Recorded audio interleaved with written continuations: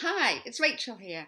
Thank you for joining us on day 6 of our 30 days of going inside because we can't go outside.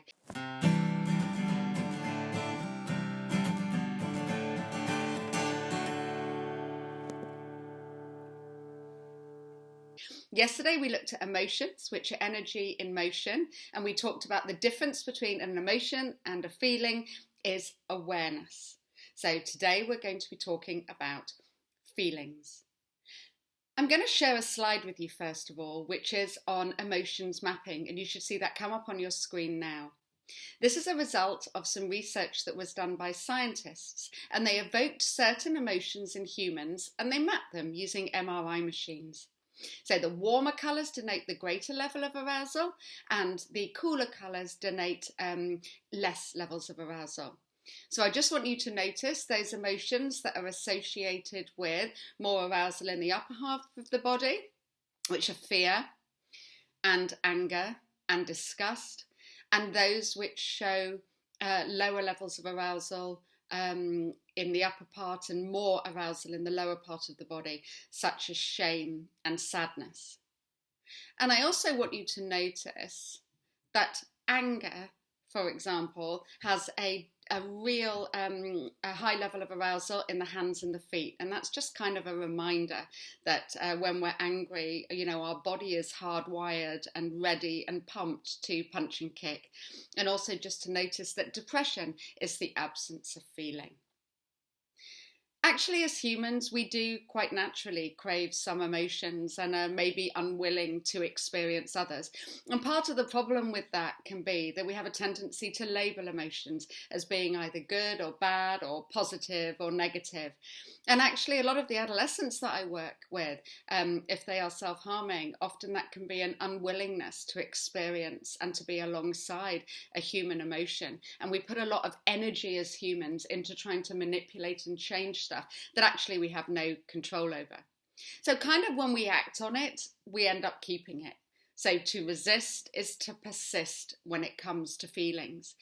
And if we can bring some curiosity to why they're there and maybe think about what service they're performing for us, then maybe the relationship that we have with them can be a little bit more compassionate.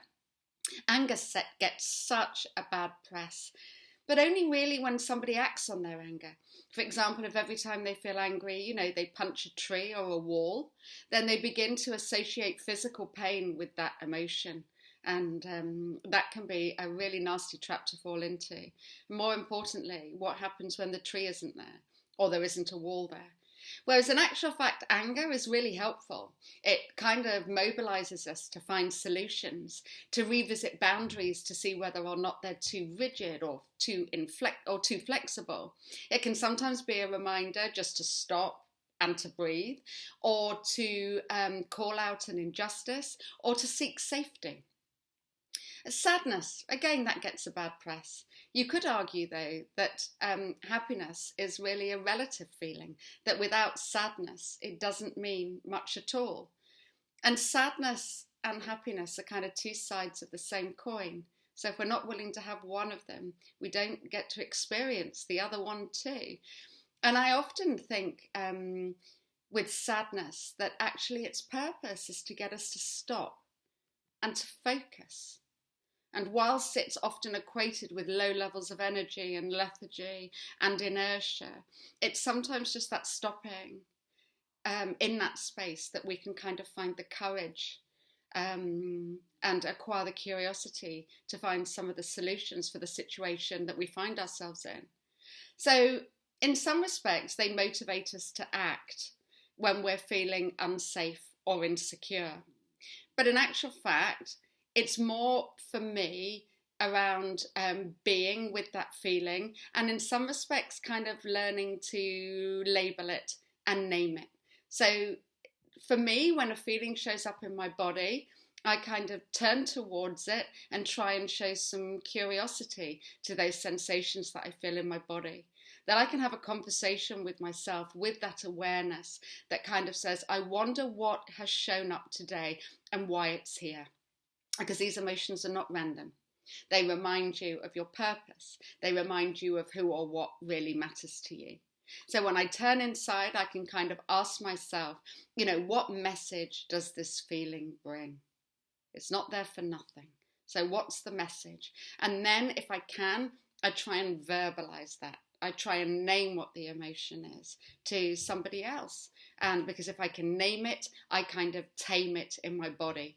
If I can label it, then I can cradle it in my body. When we did the handy model of the brain and we talked about how to use that executive function of language, the bit that our dog doesn't have, that when we name the emotion, we can actually give it a hug.